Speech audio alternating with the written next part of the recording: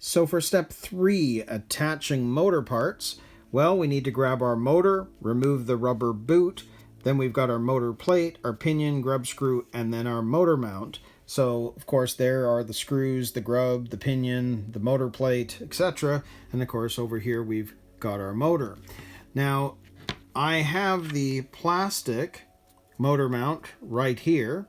And if you remember in the unboxing, I was talking about the fact that I wanted to get confirmation as to whether I could use this motor mount, the aluminum one. Well, I haven't had confirmation, but I have decided not to use it in the end, because I was on a Facebook group called Tamiya TT01E Truck Racing, and I'll put a link in the description here to that Facebook group.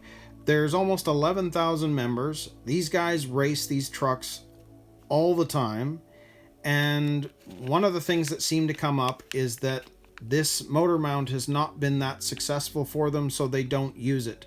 It's not necessarily a great fit, so they're using the plastic one that comes in the kit.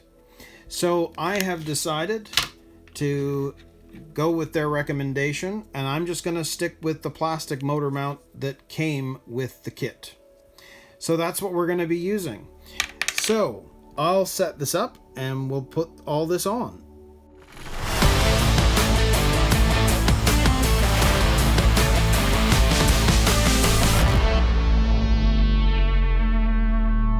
So the first thing we need to do is remove the rubber boot. So I'm just going to grab some pliers, hold it tight, and pull off.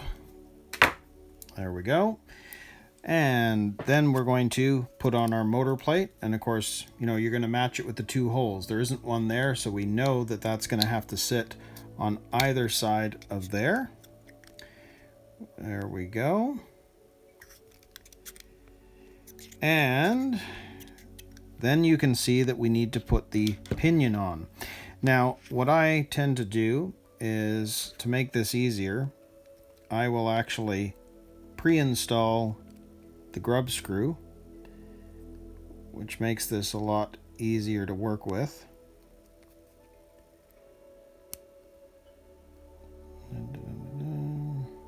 Yeah, that's all the way in, so I'm just going to back it off a touch, and we're going to put that on. And what I also am going to do is tighten this down enough that you can see that I've actually got it on the correct spot on the motor, right? The flat spot on that motor shaft. So it's still turning the motor, but it means that it is kind of locked on. I can work with this. So now that the pinion is on, we need to make sure that this is 15 millimeters from the base of the motor, not the motor plate, but the base of the motor out to the edge of the pinion. And what I'm going to do is I'm going to stick this ruler right here and make sure that that is the 15. So I've managed to tighten the pinion down a little bit more, and you can see that it's just about at 15, but that's because I'm measuring it from the motor plate, and you know that it's got to go, the measurement is from the base of the motor, not the motor plate. So I've left a little bit of room. So what we need to do is now tighten this down all the way. Now with these pinions, what I tend to do is really tighten them down. Usually I have a bit of a feel, I know approximately where that needs to be, and yeah, it's not going to move anymore. So there we go. There is our pinion on the motor. So what's left is to put the motor plate on. So for the motor plate, you can see that with a 19-tooth pinion gear, the screws are at the top and the bottom. So that's what we're going to need to figure out. So we know that that's got to sit that way. So let's grab our screw here, and that's going to go into the top there. So we'll screw the first one in a bit, make sure that goes in.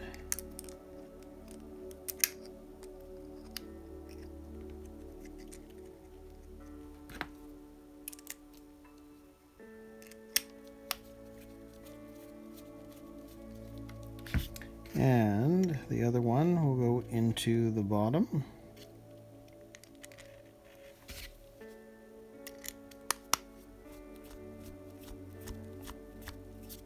Okay, they're in, so I'm going to screw those all the way down. And don't over tighten, make sure it's on, but they're not the tapping screws, so you don't want to strip anything out.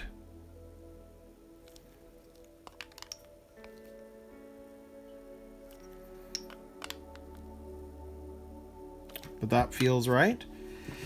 So there we go. There is our motor and our motor plate ready to be installed on the chassis. So that means step 3 is complete. So now we're going to move on to step 4 and attach the motor to the chassis. So for step 4, attaching the motor, well, you can see now that we're going to take our motor that's attached to the motor mount and place it into the chassis, which will then match up with the spur perfectly, should do. And then we have the spur gear cover and pinion gear cover, and that'll be screwed down with 4 screws, and that'll be that. So there are the 4 screws. There is our motor ready to be installed, and of course our chassis right there along with the gear cover. So I will set this up and we'll put this together. So if we grab our motor with our motor mount, this is now going to fit directly inside of that slot basically. So just like that, it's going to fit down there and go all the way to the bottom. And you'll notice that the pinion gear nicely matches the spur gear, so it is correct.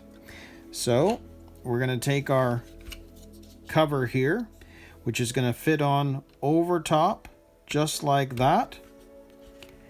And now we've got our 4 screws, so there's going to be 2 there and 2 there. So we'll grab that one there and I'll screw that partly down, and I'll take the other side, screw that one partly down,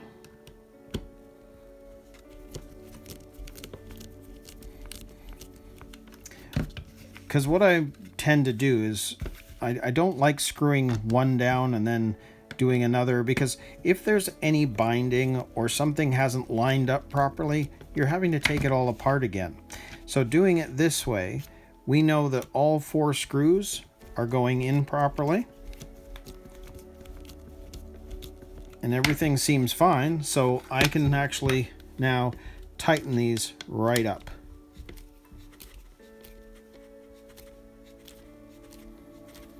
And because they're tapping screws, when you get to the end, you'll just know it'll grab and you'll know to stop.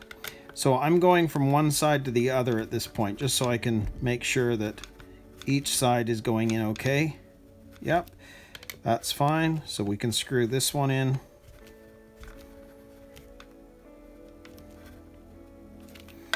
And then we can screw the last one down.